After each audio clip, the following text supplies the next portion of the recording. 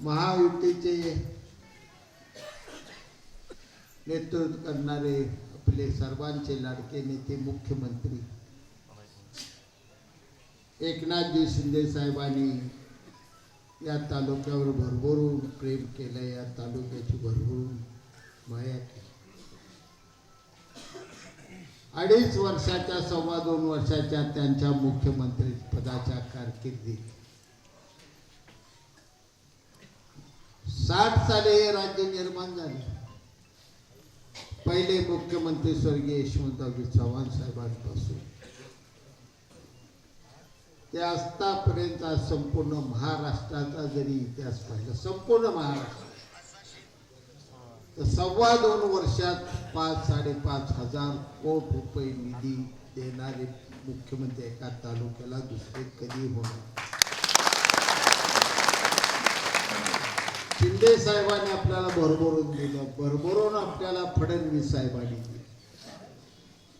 जे शिंदे साहेबांनी दिलं ते फडणवीस साहेबांनी दिलं, ते गुलाबराव पाटलांनी दिलं. त्या एकाही फाईल आपल्या तालुक्याच्या बाबतीत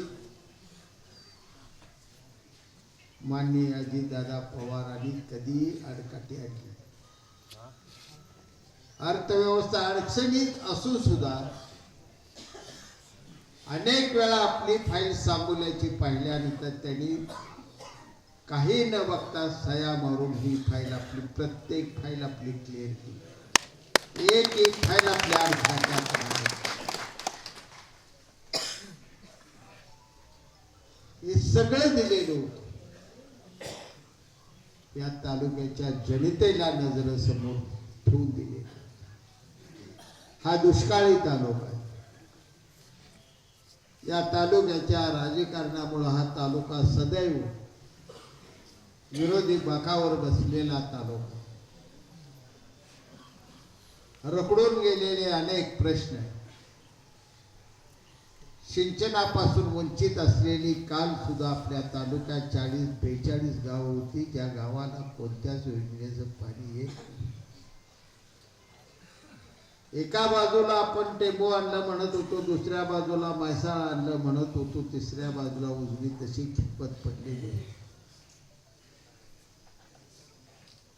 या सगळ्या योजना 95 ते 99च्या त्या काळच्या शिवसेना आणि भाजप सरकारने दिले. आणि त्या काळानंतर पुन्हा पाण्याच्या संदर्भाने जे दिलं, मग ते पिण्याचं पाणी असो किंवा शेतीचं पाणी असो,